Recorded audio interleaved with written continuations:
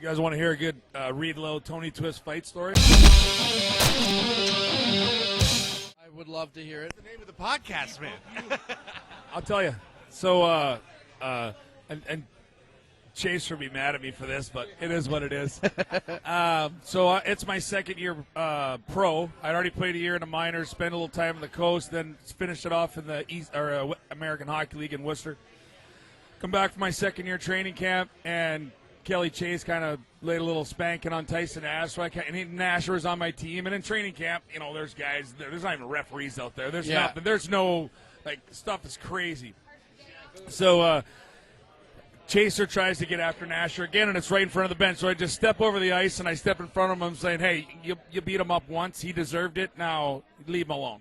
And Chaser's like, you want to go? And I'm like, yeah, let's go. So drop my gloves and give it the Chaser pretty good, enough to where, Patty Goodell and Gibby were coming in the dressing room after because my knuckles were beat up. I had to get looked at. You did good, right?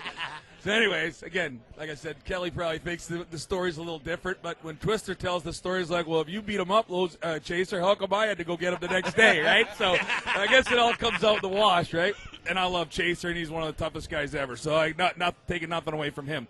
Anyways, that night, everyone's like, oh, Twister's coming to get you, Losey. I'm like, oh, God, I didn't sleep. I had diarrhea. I had diarrhea of the mouth every day. I had diarrhea of the ass that day. So we have these little stretch-out warm-ups in the morning, and he's not there. And then I don't see him anywhere in the rink, and his bike's not out back. I'm like, well, maybe he got sick, and he's not here. You know what I mean? And so in training camp, Twister was a fourth liner. We were all fourth liners. But in training camp, the veterans are always on the first line, right? So I'm on the third line of the chart, and Twister's on the first. I'm like, maybe I won't get out there against them today, right? This is what's in my head. So we get out on the ice. Sure enough, he's on the ice, and he's kind of staring me down. I'm like, God damn, this is crazy.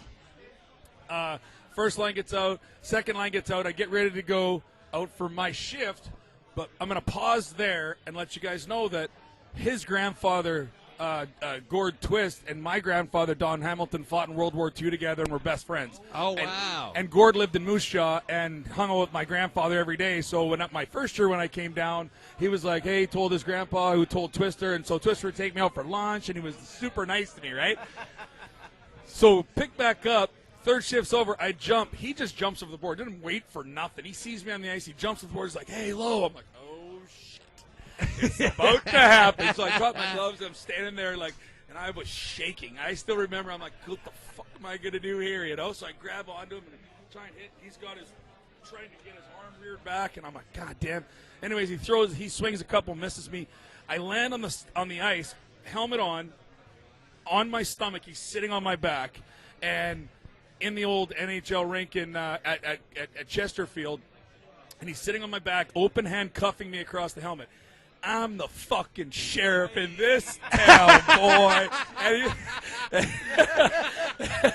And so I'm like, yes, you are. Just get off me, please. Please stop hitting me. And so he stands up, and we play the rest of the game, and he gives me a hug after the game and says, welcome to the league, buddy. That's amazing. That is awesome.